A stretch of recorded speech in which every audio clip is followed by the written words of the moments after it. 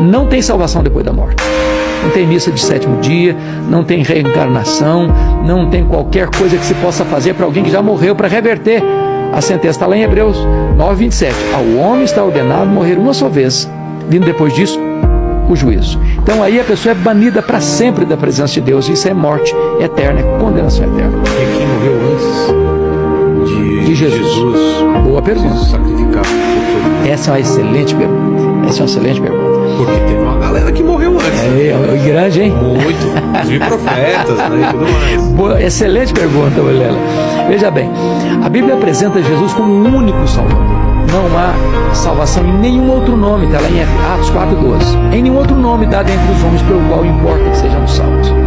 Como é que foram salvas as pessoas que viveram antes de Cristo? Olha, a figura de Cristo é a figura central de todo o Antigo Testamento. Então, eles creram no Cristo que havia de vir, no Cristo da promessa. O Cordeiro. O Cordeiro. Então, Jesus é a semente da mulher que esmagou a cabeça da serpente. Jesus é o descendente de Abraão, em quem são abençoadas todas as famílias da terra. Jesus é representado pela coluna de nuvem, pela coluna de fogo, representado pelo maná que caía do céu, pela água que brotava da rocha, representado pelo Cordeiro da Páscoa, representado pelo tabernáculo, representado pelo templo, pelas festas, pelos sacrifícios, pelo sábado. Tudo era sombra dele, ele é a realidade.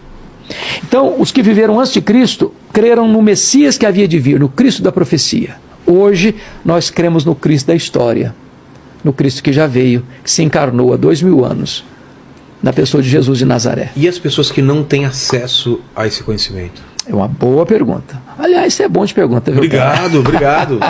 Fazendo isso daqui já faz um tempo. Tá vendo, Paquito? Tá vendo? Bom de pergunta, menino, viu? Concorda também, Paquito? Eu não concordo muito bem, não, mas vou deixar assim. Tá certo. Então, veja bem. Repete a sua pergunta. Se as pessoas que não têm acesso... Não têm acesso. Vamos falar, povos indígenas no meio do mato, um outro povo, ou os antigos mesmo que não tiveram contato nenhum. Veja bem, então vamos pegar duas coisas soleníssimas, está em Romanos. Ou mesmo e outro caso que deve ser diferente, uma criança que morre antes de ter a chance de... Essa pergunta é boa, guarda, porque ela depois, tem outro né? contexto. Tá. Por favor, excelente pergunta. O que a Bíblia diz?